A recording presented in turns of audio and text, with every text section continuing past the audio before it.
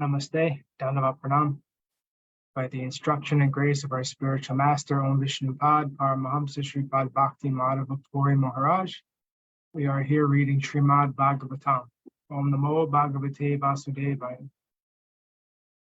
Canto 3, the Status Quo, Chapter 21, Conversation between Manu and Kardama, Text 1. Vidura Uvacha Svayambhuvasya cha manor Vamsa parama samata Katyatam bhagavanyatra Martune naidire praja. Vidura said the line of Svayambhuva Manu was most esteemed. O worshipful sage, I beg you, give me an account of this race whose progeny multiplied through sexual intercourse. Purport. Regulated sex life to generate good population is worth accepting. Actually, Vidura was not interested in hearing the history of persons who merely engaged in sex life, but he was interested in the progeny of Svayambhuva Manu because in that dynasty, good devotee kings appeared who protected their subjects very carefully with spiritual knowledge. By hearing the history of their activities, therefore, one becomes more enlightened. An important word used in this connection is parma samataha, which indicates that the progeny created by Svayambhuva Manu and his sons was approved of by great authorities. In other words, sex life for creating exemplary population is acceptable to all sages and authorities of Vedic scripture. Text 2. Prihavrato tanapado suto svayambhuvasya vai yatadharmam jugupatu Saptadvipavatim Mahim. The two great sons of Svayambhuva Manu, Priyavrata and Uttanapada, ruled the world consisting of 7 islands, just according to religious principles. Purport. Srimad Bhagavatam is also a history of the great rulers of different parts of the universe. In this verse, the names of Priyavrata and Uttanpada, sons of Svayambhuva, are mentioned. They ruled this earth, which is divided into 7 islands. These 7 islands are still current as Asia, Europe, Africa, America, Australia, and the North and South Poles. There's no chronological history of all the Indian kings in Srimad Bhagavatam, but the deeds of the most important kings, such as Priyavrata and Uttanpada, and many others, like Lord Ramachandra and Maharaj Yudhisthira, are recorded because the activities of such pious kings are worth hearing. People may benefit by studying their histories. Text 3. Kasya Vaiduhita Brahman Devahutiti Vishruta Patni Prajapatir Ukta Kardamasya Tvayanaga. O holy Brahmana, O sinless one, you have spoken of his daughter, known by the name of Devahuti, as the wife of the sage Kardama, the lord of created beings. Purport. Here we are speaking of Svayambhuva Manu, but in Bhagavad Gita we hear about Vaivasvata Manu. The present age belongs to the Vaivasvata Manu. Svayambhuva Manu was previously ruling, and his history begins from the Varaha age, or the millennium when the Lord appeared as the boar. There are 14 Manus in one day of the life of Brahma, and in the life of each Manu there are particular incidents. The Vaivasvata Manu of Bhagavad Gita is different from Svayambhuva Manu. Text 4. Tasyam Savai Mahayogi Yuktayam Yoga Lakshanai Sasarja Kati Daviryam Tanme Sushrusha Vevada. How many offspring did the great yogi beget through the princess, who was endowed with eightfold perfection in the yoga principles? Oh, pray tell me this, for I am eager to hear it. Purport. Here Vidura inquired about Kardama Muni and his wife, Devahuti, and about their children. It is described here that Devahuti was very much advanced in the performance of eightfold yoga.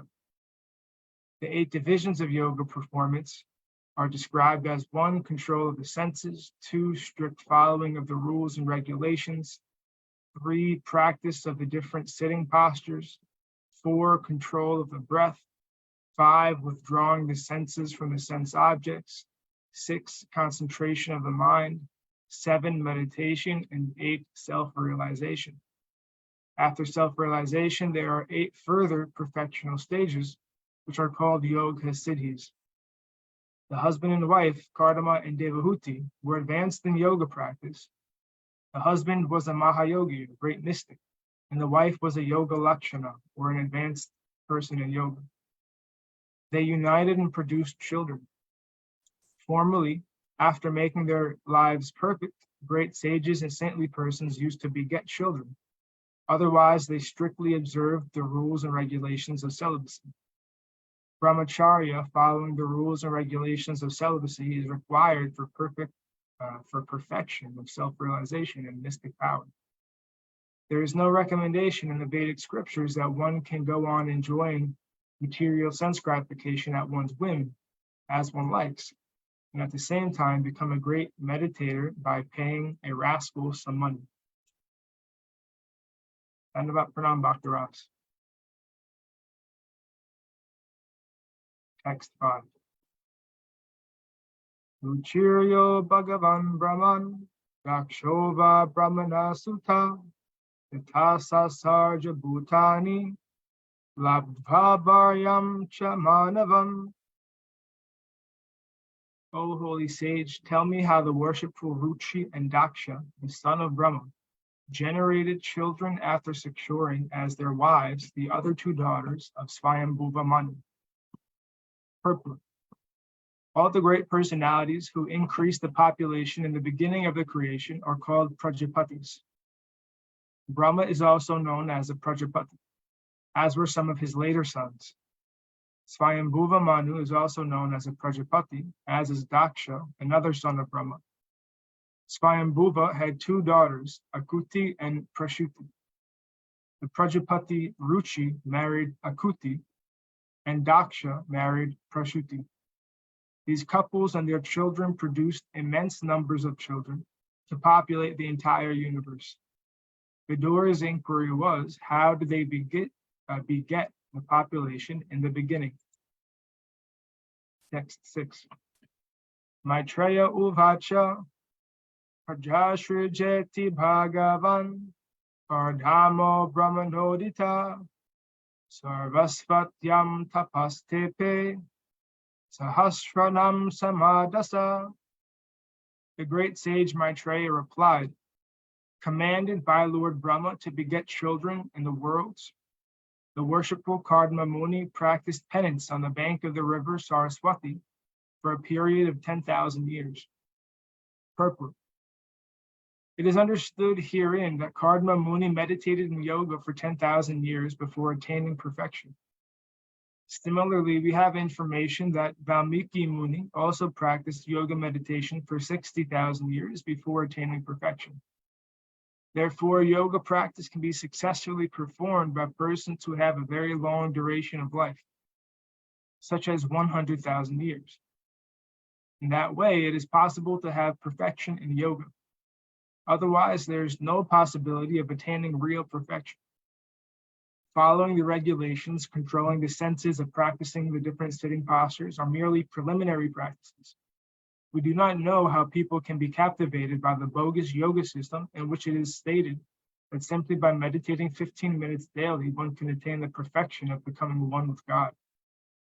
This age, Kali Yuga, is a very age of bluffing and quarrel. Actually, there is no possibility of attaining yoga perfection by such paltry proposals.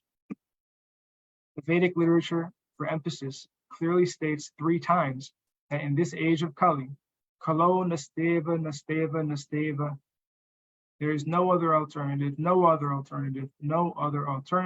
than Hare Nam, chanting the holy name of the Lord. Text 7. Tata samadhi yuktena, priya yogena kardama, samprapede harim bhaktya, prapana varadasunam. During that period of penance, the sage Kardama, by worship through devotional service and trance, propitiated the personality of Godhead, who is the quick bestower of all blessings upon those who flee to him for protection. Purport. The significance of meditation is described here. Kardama Muni practiced mystic yoga, meditation for 10,000 years just to please the Supreme Personality of Godhead, Hare. Therefore, when one practices yoga or speculates and does research to find God, one's efforts must be mixed with the process of devotion. Without devotion, nothing can be perfect. The target of perfection and realization is the Supreme Personality of Godhead. In the 6th chapter of Bhagavad Gita, it is clearly said that one who constantly engages in Krishna consciousness is the topmost yogi. The personality of Godhead, Hare, also fulfills the desires of his surrendered devotee. One has to surrender unto the lotus feet of the personality of Godhead, Hare, or Krishna, in order to achieve real success. Devotional service or engagement in Krishna consciousness is the direct method, and all other methods, although recommended, are indirect. In this age of Kali, the direct method is especially more feasible than the indirect, because people are short-living, their intelligence is poor, and they are poverty-stricken and embarrassed by so many miserable disturbances. Lord Chaitanya, therefore, has given the greatest boon. In this age, one simply has to chant the holy name of God to attain the perfection of spiritual life. The words Samprapede Harim mean that in various ways, Kardama Muni satisfied the Supreme Personality of Godhead, Hare, by his devotional service. Devotional service is also expressed by the word Kriya Yogena. Kardama Muni not only mentioned, but also engaged in devotional service. To attain the perfection in yoga, practice, or meditation, one must act in devotional service by hearing, chanting, remembering, etc. Remembering is meditation also. But who is to be remembered? One should remember the Supreme Personality of Godhead. Not only must one remember the Supreme Person, one must hear about the activities of the Lord and chant his glories. This information is in the authoritative scriptures. After engaging himself for 10,000 years in performing different types of devotional service, Kardama Muni attained the perfection of meditation. That is not possible in this age of Kali, wherein it is very difficult to live for as much as 100 years. At the present moment, who will be successful in the rigid performance of the many yoga rules and regulations? Moreover, perfection is attained only by those who are surrendered souls. Where there is no mention of the personality of Godhead, where is there surrender? And where there is no meditation upon the demoniac nature, and where there is no meditation upon the personality of Godhead, where is the yoga practice? Unfortunately, people in this age, especially persons who are of a demoniac nature, want to be cheated. Thus, the Supreme Personality of Godhead sends great cheaters who mislead them in the name of yoga and render their lives useless and doomed. In Bhagavad Gita, it is therefore clearly stated in the 16th chapter, verse 17, that rascals of self-made authority, being puffed up by illegally collected money, perform yoga without following the authoritative books. They are very proud of the money they have plundered from innocent persons who wanted to be cheated.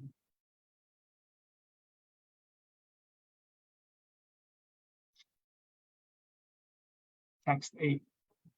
Avat prashano bhagavan pushkaraksha krite yuge darshayam asatam chatta Shabdham Brahma Tadhad Vapu. Then, in the Satya Yuga, the lotus-eyed Supreme Personality of Godhead, being pleased, showed himself to that Kardama Muni and displayed his transcendental form, which can be understood only through the Vedas. Purport. Here, 2 points are very significant. The first is that Kardama Muni attained success by yoga practice in the beginning of Satya Yuga, when people used to live for 100,000 years. Kardama Muni attained success, and the Lord, being pleased with him, showed him his form, which is not imaginary. Sometimes the impersonalists recommend that one can arbitrarily concentrate one's mind on some form he imagines or which pleases him. But here it is very clearly said that the form which the Lord showed to Kardama Muni by his divine grace is described in the Vedic literature. Shabda Brahma. The forms of the Lord are clearly indicated in the Vedic literature. Kardama Muni did not discover any imaginary form of God, as alleged by rascals. He actually saw the eternal, blissful, and transcendental form of the Lord.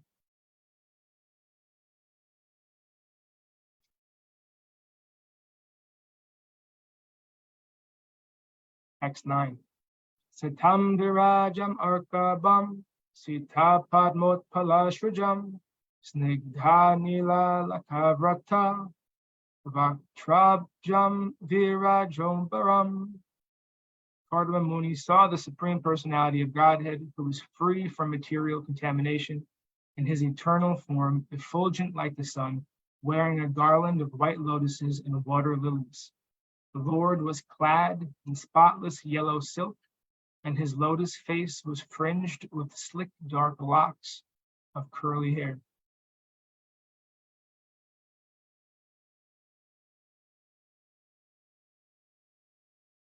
Text 10.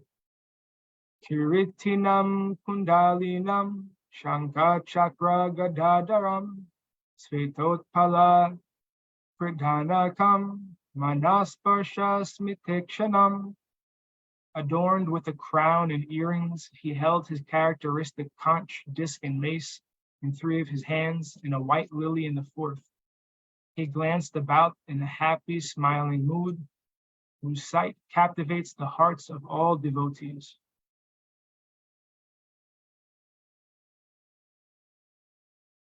And thus ends our reading for today. We'll continue from text 11 on Friday. Were there any comments or questions from the devotees?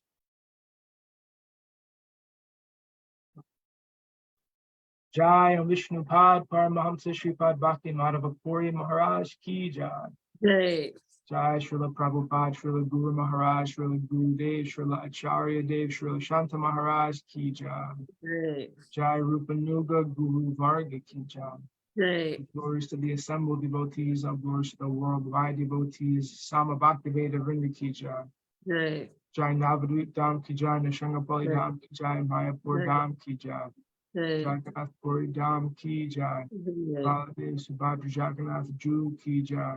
Jai. Gamai Yamuna Mai Ki Jai. Jai. Pavan Dham Ki Jai. Giri Jai. Govardhan Gupta Govardhan Dham Ki Jai. Sham Jai. Kund Radhakund Ki Jai. Jai. Tulsi Bhakti Devi Vrinda Devi Ki Jai. Jai Jai. Srimad Bhagavatam Ki Jai. Jai Harinam Sankirtan Yagi Ki Jai. Scientific Sankirtan Yagi Ki Jai. Jai. Bhakti Vedanta Institute Ki Jai. Sri Chaitanya Saraswat Institute Ki Jai. Sri Chaitanya Saraswat Mat Ki Jai. Jai. Jai Gaura Premanandi Hari Hari Hari Bol. Jai Srimati Uma Devi Dasi Ki Jai. Jai Jai Gurudev. Bhakti Prabhu Ki Jai. Jai. Hare Krishna. Shripad Krishna Keshav प्रभु जी की जय। Jai Gurudev. दंडवत प्रणाम प्रभु। Dhanavad. Hari Bol. Hari Bol.